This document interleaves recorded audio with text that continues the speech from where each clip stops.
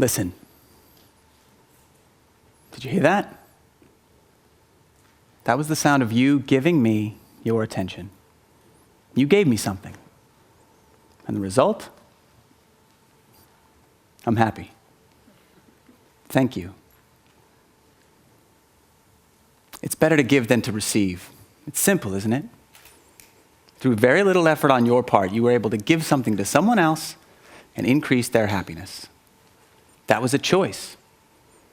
You didn't have to do it. You could have checked your email. You could have whispered to the person next to you, but you didn't. Every moment of every day, you have a choice. And every moment of every day, you have a voice. That's power. How are you using that power? Although there's enough food to feed everyone on the planet, today there are nearly 900 million people who don't have enough to eat. And the irony is that 80% of them are farmers. The global food system is broken. It's plagued with a deep injustice. The food and beverage industry is valued at $7 trillion, and it's dominated by a handful of powerful companies. In 2011, the annual revenue of Nestle was $105 billion US. That's bigger than the GDP of Yemen or Guatemala. That's power. Now I know what you're thinking. Their power is a lot bigger than mine. No, it isn't. The power of the world's biggest companies is no match for your power. Why? Because they need you. They need you. They need you. And they need you. More importantly, we all need each other. The whole concept of humans as independent beings is a total fallacy. When you stop to think about it for a minute, it's obvious. We are interdependent. Let's look at the food we eat. Do any of you spend money in a supermarket? I do. Where do all those products come from? Who makes those? Well, here in Wellington, you're pretty aware of where your food comes from. You might have a home garden. Even if you're doing great with your home garden and you're trading veggies with your neighbors and you're shopping at the farmer's market, you're still relying on literally hundreds of people just to survive. Let's say you're some sort of sustainability superstar and you grow 100% of your food right there at home. Who made the spade that you used to dig your soil? Who harvested the wood that became the handle of the spade? Who drove the truck to get it to the garden store where you bought it? You see where I'm going with this. We are interdependent. But don't worry, this interdependence, this connection that we have with other people, that's actually the source of our real happiness. It would be impossible to live in a society like ours without consuming anything. But if we practice ethical consumerism, we not only do something good for other people, we increase our own happiness in the process. We are not hardwired to enjoy hurting other people. It's quite the opposite. We're hardwired to feel joy when we do something good for someone else. If you buy a piece of fruit, and you know that the person who grew that fruit was paid a fair price, that they have a decent standard of living, that they enjoy the same fundamental human rights that you and I enjoy, it makes you feel good for supporting them. But if you buy a shirt, and you found out that it was made in a sweatshop in Bangladesh, and the conditions were so bad that there were cracks in the walls, the building collapsed, and more than 1,100 people died, you feel terrible.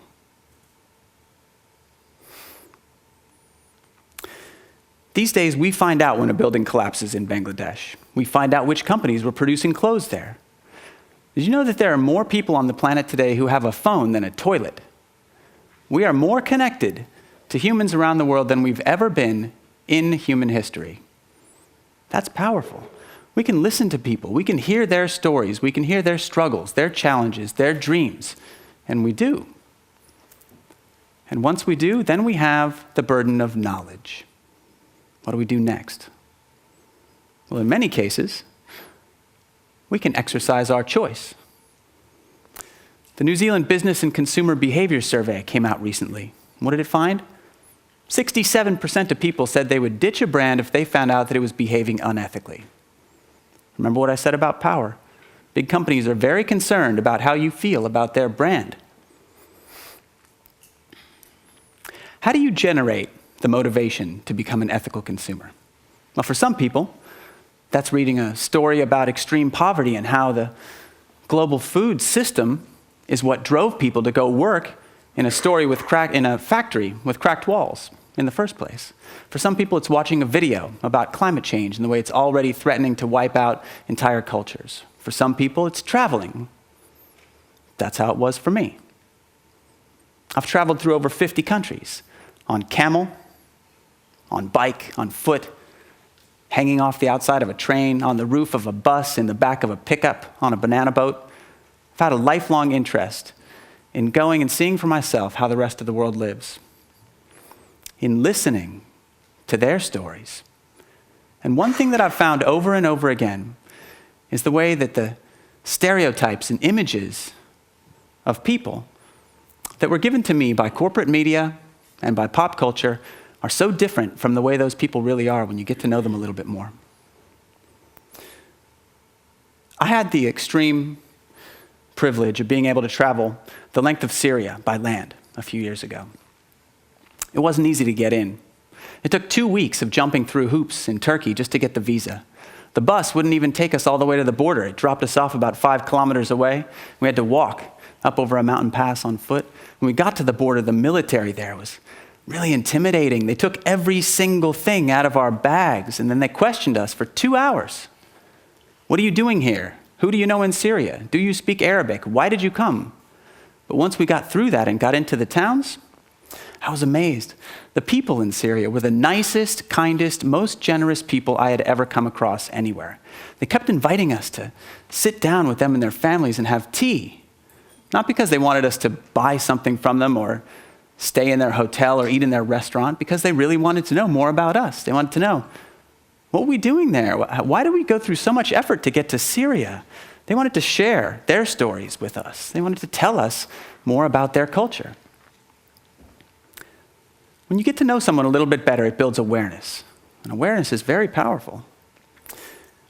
If you're not aware, then your government tells you that the entire country of Syria is part of some sort of axis of evil. You might just accept that.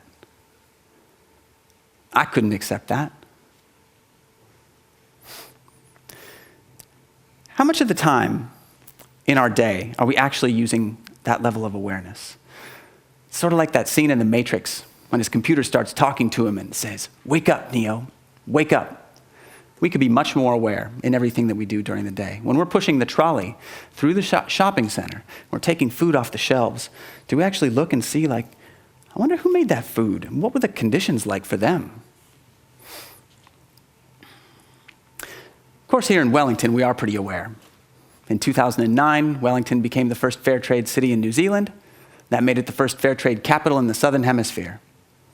A few weeks ago, we celebrated Parliament becoming the first in the Southern Hemisphere to get Fairtrade accreditation. Conscious Consumers started here in 2010. Common Sense Organics is growing by over 10% a year. Wellingtonians consume twice as many kilograms of all good Fairtrade certified bananas as the rest of New Zealand. And the Wellington Zoo only buys Fairtrade certified bananas for its monkeys. How cool is that? Congratulations.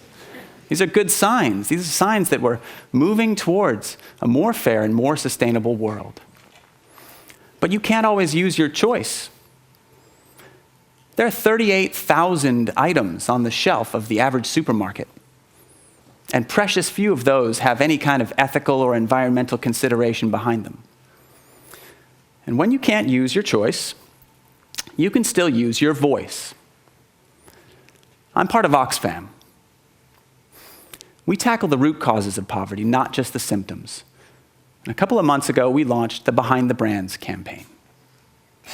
It's already proving to be a powerful way to change business as usual. In the first couple of months, 100,000 people have taken action. They're using their voices. Behind the Brands looks at the 10 biggest food and beverage companies in the world. Instead of just hitting them over the head with a stick and then running away, we're actually engaging constructively with them.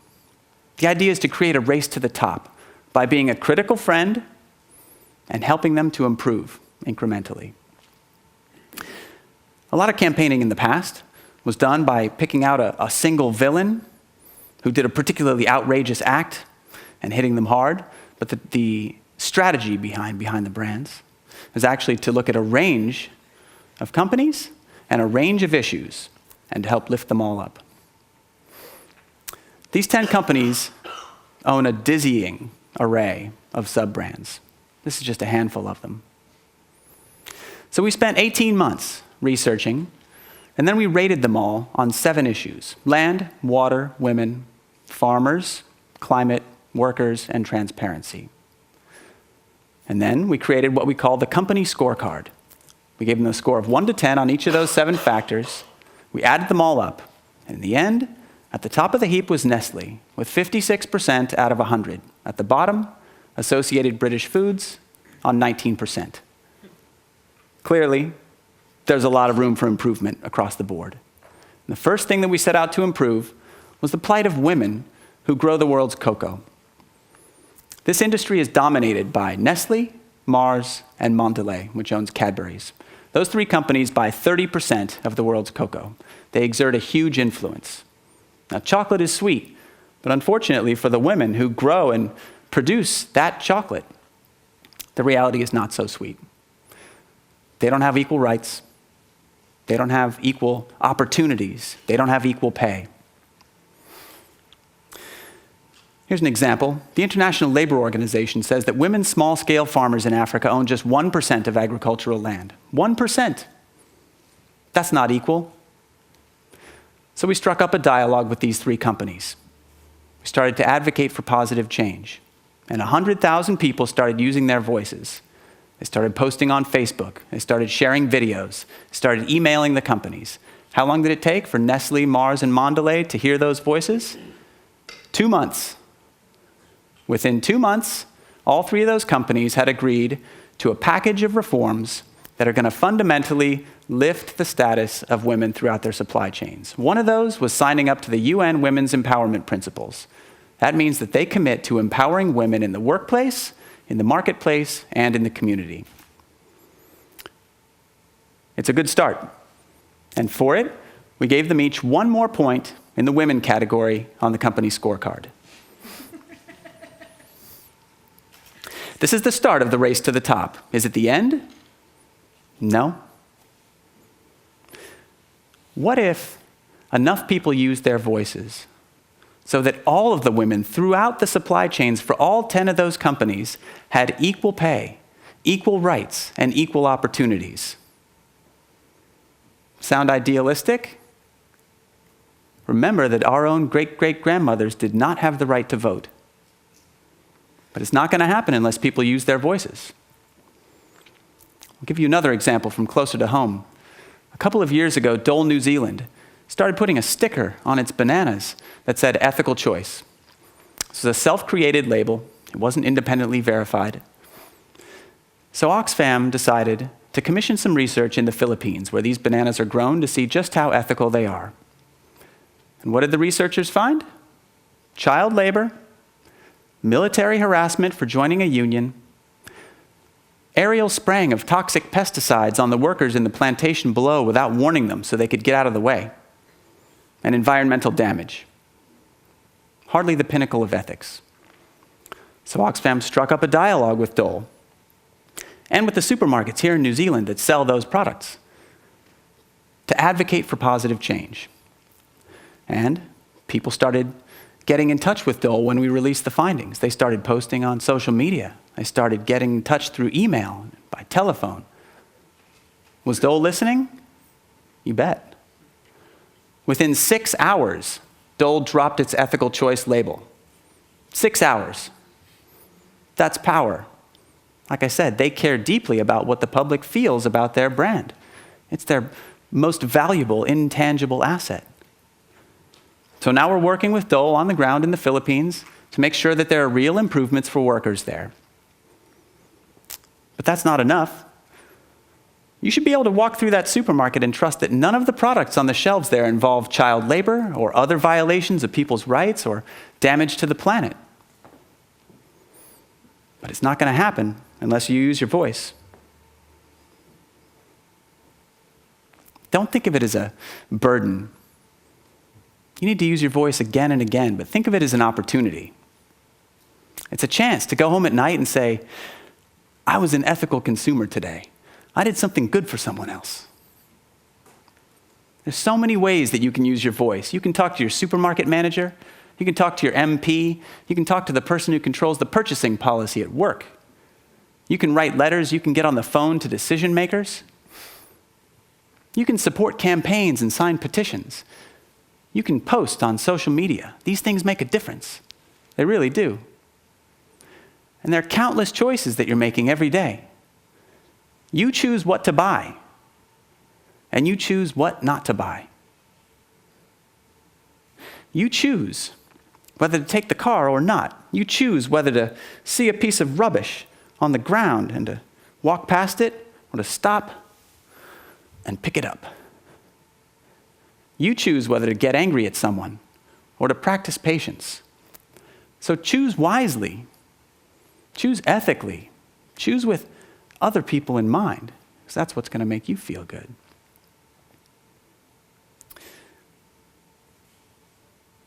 The power of the world's biggest companies is no match for your power as an ethical consumer.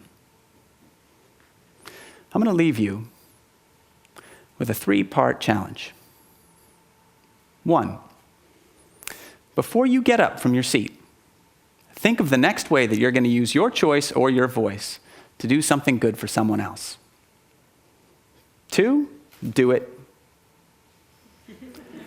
And feel good about how it makes you feel. That's your motivation to keep doing it again. 3, repeat. Remember, small things really do make a difference. You just have to keep doing them. Did you think of something yet? If not, I'll help you with the first one. The next time somebody talks to you, look at them, give them your full attention, and listen. Thank you.